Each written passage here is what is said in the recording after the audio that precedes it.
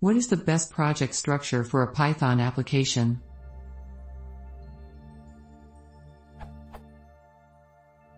Imagine that you want to develop a non-trivial end-user desktop, not web, application in Python. What is the best way to structure the project's folder hierarchy? Desirable features are ease of maintenance, friendliness, suitability for source control branching/merging, and easy generation of install packages. In particular,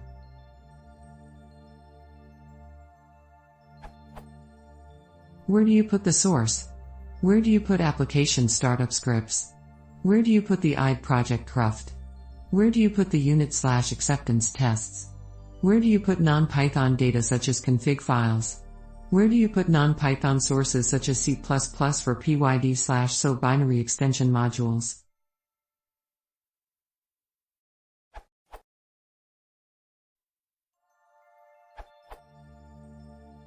Doesn't too much matter. Whatever makes you happy will work. There aren't a lot of silly rules because Python projects can be simple. /scripts or /bin for that kind of command line interface stuff, /test for your tests, /lib for your C language libraries, /doc for most documentation, /apidoc for the apidoc generated API docs. And the top level directory can contain readmes, configs and whatnot.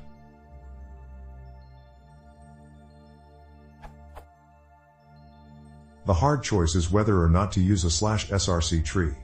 Python doesn't have a distinction between /src, /lib, and /bin like Java or C has.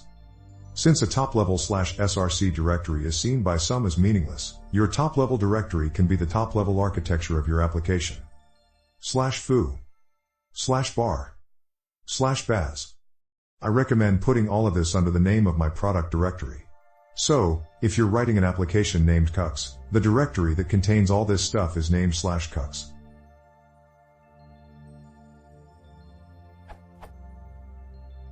Another project's Python path, then, can include to reuse the cux.foo module. In my case, since I use Komodo edit, my add_cuft is a single kpf file. I actually put that in the top level /cux directory, and omit adding it to svn.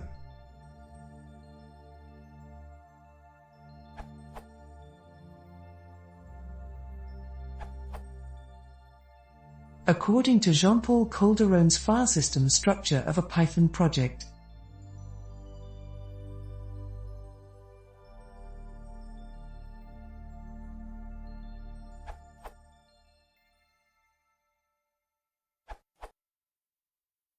This blog post by Jean-Paul Calderon is commonly given as an answer in #Python on Freenode.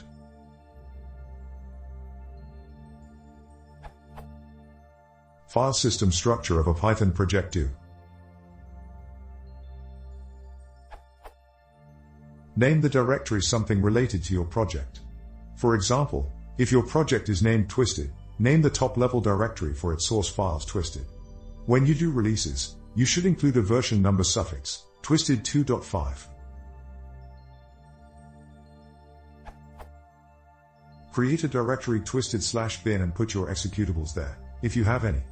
Don't give them a Py extension, even if they are Python source files. Don't put any code in them except an import of and call to a main function defined somewhere else in your projects. Slight wrinkle, since on Windows, the interpreter is selected by the file extension, your Windows users actually do want the Py extension. So, when you package for Windows, you may want to add it. Unfortunately, there's no easy distutils trick that I know of to automate this process. Considering that on POSIX the Py extension is only a wart, whereas on Windows the lack is an actual bug, if your user base includes Windows users, you may want to opt to just have the Py extension everywhere. If your project is expressible as a single Python source file, then put it into the directory and name it something related to your project. For example, twisted/twisted.py. If you need multiple source files, create a package instead, twisted/twisted/ with an empty twisted/twisted/_init_.py, and place your source files in it. For example, twisted/twisted/internet.py. Put your unit tests in a sub-package of your package. Note, this means that the single Python source file option above was a trick. You always need at least one other file for your unit tests. For example, twisted/twisted/test/. Of course, make it a package with twisted/test/underscore init_.py. Place tests in files like twisted/test/internet.py.add twisted/readme and twisted/setup.py to explain and install your software, respectively, if you're feeling nice. Don't put your source in a directory called src or lib. This makes it hard to run without installing. Put your tests outside of your Python package.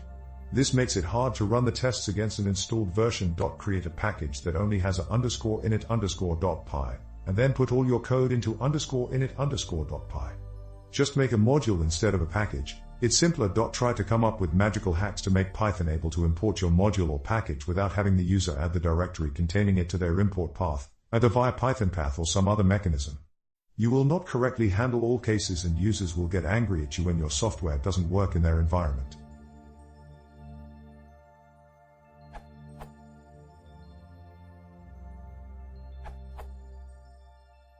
Check out open sourcing a Python project the right way.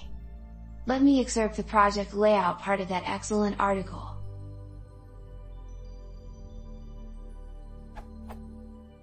When setting up a project, the layout, or directory structure, is important to get right.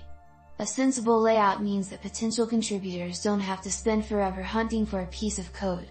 File locations are intuitive.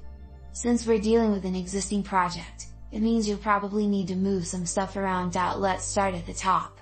Most projects have a number of top-level files, like setup.py, readme.md, requirements.txt, etc. There are then 3 directories that every project should have.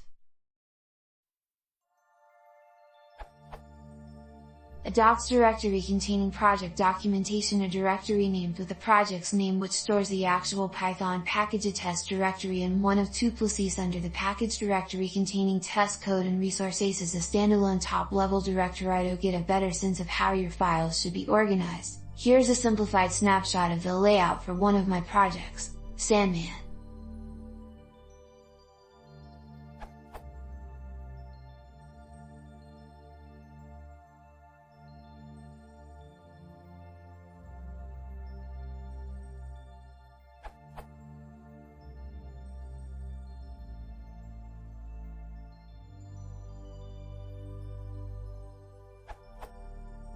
As you can see, there are some top-level files, a docs directory, generated as an empty directory where Sphinx will put the generated documentation, a Sandman directory, and a test directory under Sandman.